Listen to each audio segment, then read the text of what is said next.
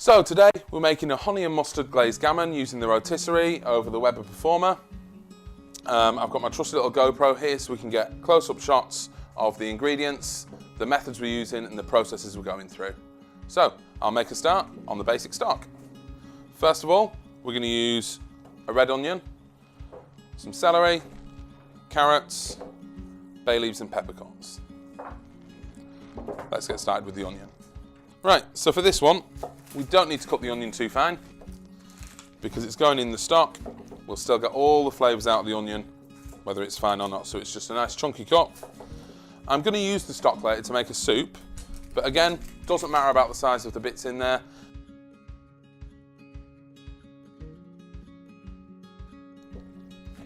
Then we'll get it straight over here.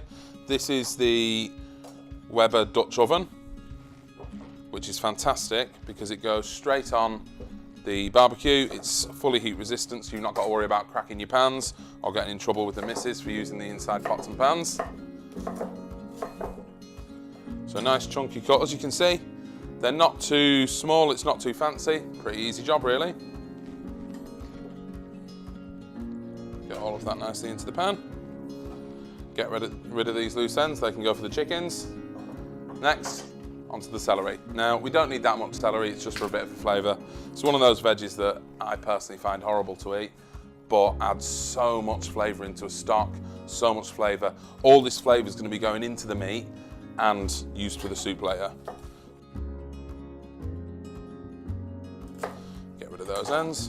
And again, let's take this straight into here.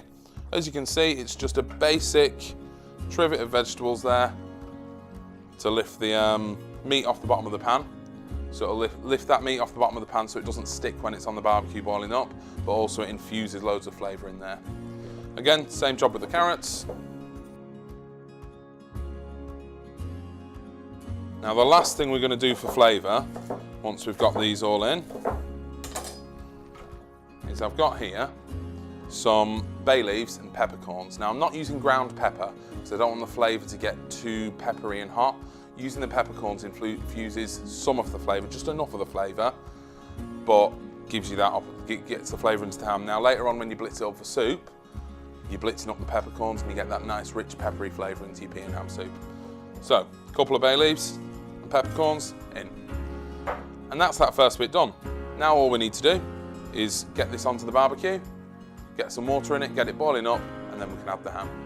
Right, so we've had the water and the stock boiling for a little while, so we're just going to take it off. I've got my heat-proof gloves on, which makes life so much easier with the barbecue. So let's see how it's looking. That's looking good, and as you can see, it boils up nicely because of all these little divots on the bottom of the lid. All the water that comes in drips back in, so you get a really nice moist finish in there. So I'm just going to lift that off for a moment.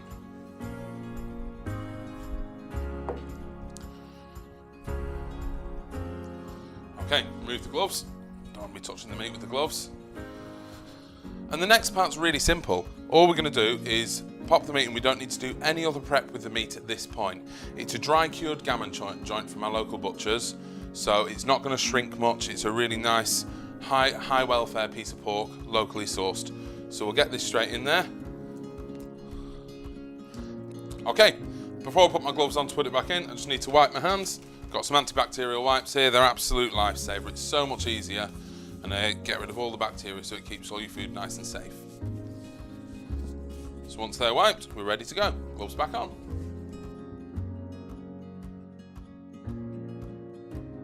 Right, so it's now time to put this back onto the barbecue. So just plonk the lid back on there and lift it back over.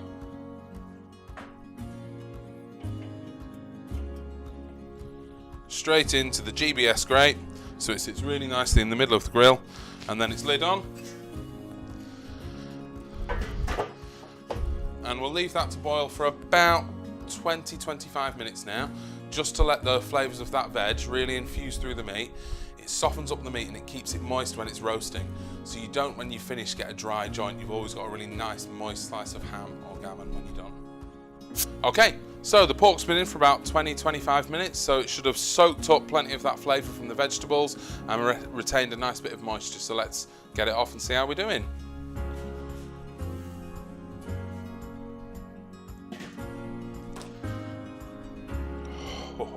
that looks beautiful. Proper, that is.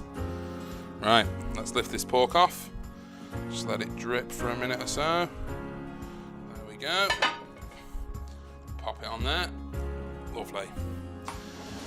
Now, we've got a really nice pot of stock there. It's got loads of the ham flavour in it from the Gammon joint. It's got all that vegetable flavour in, and it seems such a shame to waste. So as I mentioned before, I'm going to make a soup to last me the week. So I've got some frozen peas here. We're going to pop the frozen peas in, give it a mix, and then it can just sit on there and simmer for as long as it needs to. 20 minutes is enough, but you know what? If it's on for 40, it doesn't really make much difference. We're going to get the soup on, then we'll come back and deal with this beautiful ham. So, oh, steamed up. So, we're just going to add these peas in here.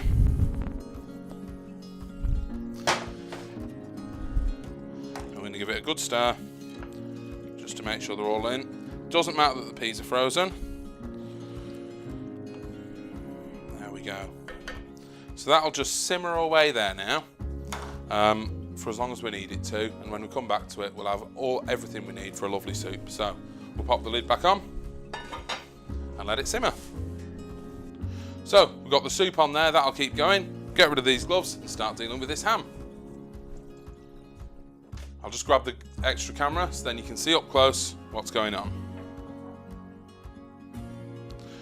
Right, first things first, we need to remove this rind. The rind won't be nice when it's cooked, but the fat underneath will give a really nice flavour. So we're just going to turn the meat over. I'm just going to cut these butcher strings.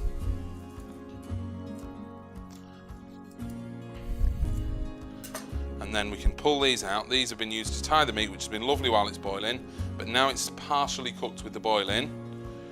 We don't need them anymore. It'll retain its shape without them. So we'll just remove these. It's warm. Ouch. There we go. I'll just cut that last one that I missed. There we are. So, remove those, we don't need them anymore. Now it's time to remove the rind. Now we're going to take the rind off, but we don't want to lose much fat, so we're going to go quite close to it. Removing this rind. So just getting the knife just underneath the skin there, and just cutting down to remove it. And you can see we're left with a nice bit of fat underneath. That's going to be really important when it's roasting to keep it moist.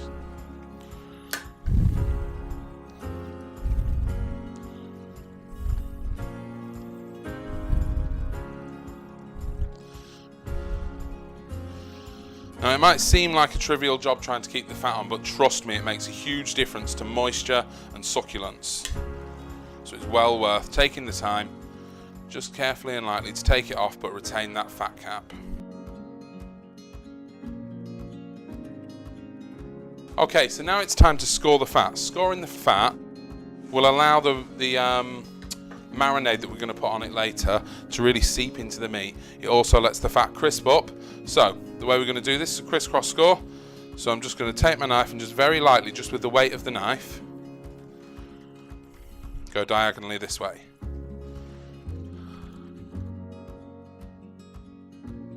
So we'll just turn it around and make sure the other side's scored as well. Okay, I'm now going to score it in the other direction. So we get little diamonds, all crisscrossed and ready to go. I'll just wipe my hands off. Now it's time to do the trickiest bit, and that's getting the spit in. We want the spit to go in quite even, so then as it's rotating, there's an equal amount of meat on each side of the spit, so one side doesn't cook quicker than the other. So, you take your spit, line your meat up, and make sure you got a good angle on it. Just carefully work your way through. There we go. Okay, so before I push that any further, I'm just going to hold it up in my hands and just spin it and just check that it spins nicely, and this lets you know that it's well balanced. Okay, so get that onto there. That's nice and secure, and then we'll bring the other fork from the other side over, slide that on here. There we go. Just tighten these up. This is where the pliers come in. Just to tighten this up as tight as we can, because we don't want it moving. These forks will hold it in place really nicely.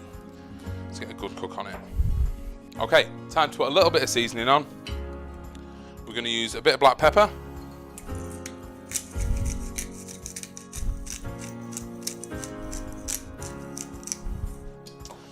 And a little bit of aromat. Aromat is an all-purpose rub. And it goes really nicely with all sorts of meat and vegetables and things like that. So there's a little bit of this. Don't need much. Just a nice covering. I'm then going to just wipe it around the board a bit to pick up any excess. There's no point in wasting it there. It'll all be nice on the meat. So there we go. We're ready to put it onto the rotisserie now. So I'll just remove the lid and pop that safely down there. And I'll pop this on. So we've just got to locate it into the rotisserie motor. Pop it down there. Make sure it's level. There we go. And we can turn that on. I'll just grab this so you can see what it's looking like. So you can see it's rotating there. We've got an indirect setup on the coals here. So we've got hot coals on either side, no coals directly onto the meat. We've just got a drip tray under there. I'm going to add some smoking chips and chunks here. We've gone for hickory chips. So for the first 10 minutes or so, that's going to give a really pungent smoky hit. And then afterwards we've got these lovely little chestnut chunks, which will give a sweet nutty flavour afterwards. The chunks will burn a bit longer. The reason I use a combination of chips and chunks is if I just go for the chips straight away, the smoking's been and done within 10 minutes, so it's not what we want. So let's get these chips on now. Let's put these chips on now. These are the hickory ones. I've pre-soaked them. Now a lot of people pre-soak their chips in beer or wine or whatever. I would rather drink the beer or wine, because actually what you've soaked them in makes very little difference to the flavour. It's not noticeable to most palates. On top of that, I'm putting a few chunks as well. These chunks will just give it a bit of a longer smoke. The chips will be gone in 10 minutes or so, as I said. Let's put a few chunks on. And we're ready to go. Just before we put the lid on, it's time to insert the trusty meter, which is a really cool wireless probe. Connects to my phone. The front bit measures the internal temperature of the meat, and the rear part here measures the ambient temperature of the grill. So I'm just going to knock this off. I'll insert it into the thickest part of the meat.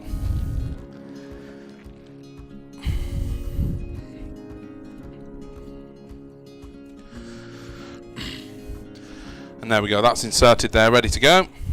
So we'll turn that back on. You can see the smoke starting already.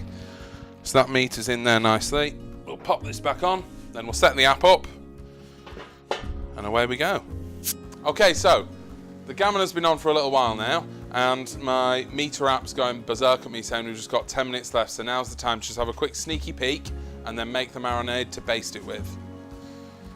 Look at that. That does look proper. Right, let's waste no more time. So, for this marinade, it's really, really simple. So I'm going to take some Mrs. Darlington's English mustard, some of Mike's honey, which is a local honey producer to me, and just mix it together. It's dead simple, but it really adds a beautiful glaze to this ham. Adds a really nice glaze to the ham and a really nice flavour to the outside of the slices. So we've got the mustard in there. Now we want a really good squeeze of Mike's honey. Want plenty of this in. Don't be stingy, because this is what gives you the glaze. So the sugar's caramelising, gives you a really, really nice glaze. So no need to be stingy on it. Okay. Now let's give this a good mix.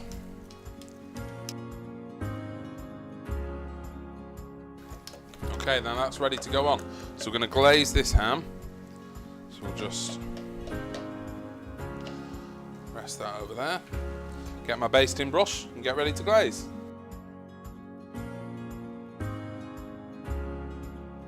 This is going to give a really nice crispy finish and a beautiful flavour. Okay, let's get the lid back on that for the last 10 minutes and let that crisp up. Okay, so the pork's now been on for its full amount of time. It's reached its temperature and it's had this lovely glaze on for a little while now, so it should have a really nice flavour, a nice colour as well. So I'm going to take that off. So we'll just grab the gloves.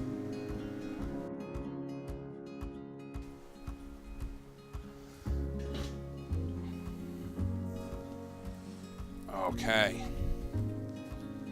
Look at that, would you? That is a masterpiece. It looks proper. It looks delicious. Okay, now we just need to rest that for a little while. Give it a chance for all the juices to settle. So once again, a bit of strong foil.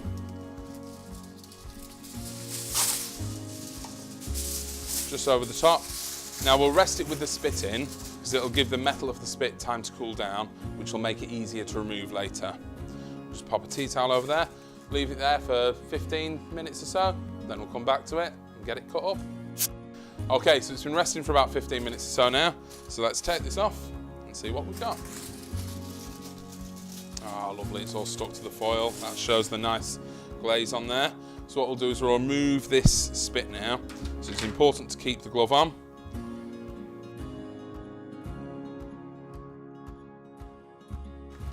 Okay, now it's all done. Let's cut a bit off and give it a try.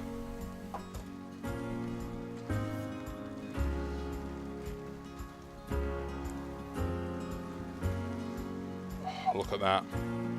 That looks lovely. Pop that to the side there. Let's give this a little try.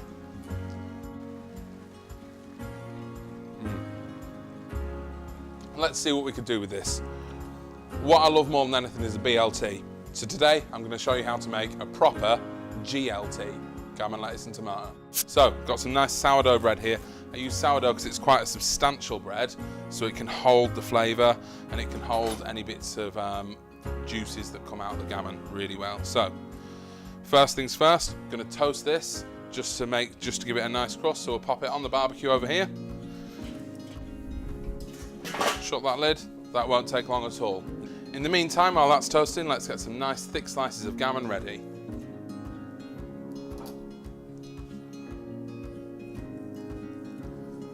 Oh, beautiful. This is going to be delightful. Okay, that's all we'll need for this one. So pop that on there. Let's check on this toast. Beautiful. That's really nicely done there. So, let's start putting the sandwich together. First of all, a nice thick layer of mayonnaise.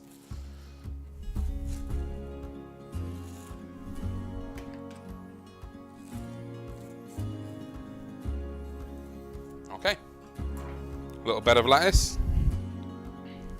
Just fold that in, we don't want it hanging over the edge too much. And now on goes the gammon, the main event. I'm just going to tear that there, just so it can fit a bit more nicely. Let's get the knife. A few nice pieces of gammon there, a little bit of extra, why not? And now we layer a few tomatoes on the top.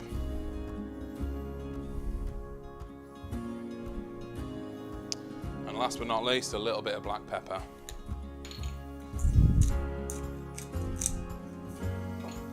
And here we have a proper GLT. I'm going to squash that down to really let those juices go through.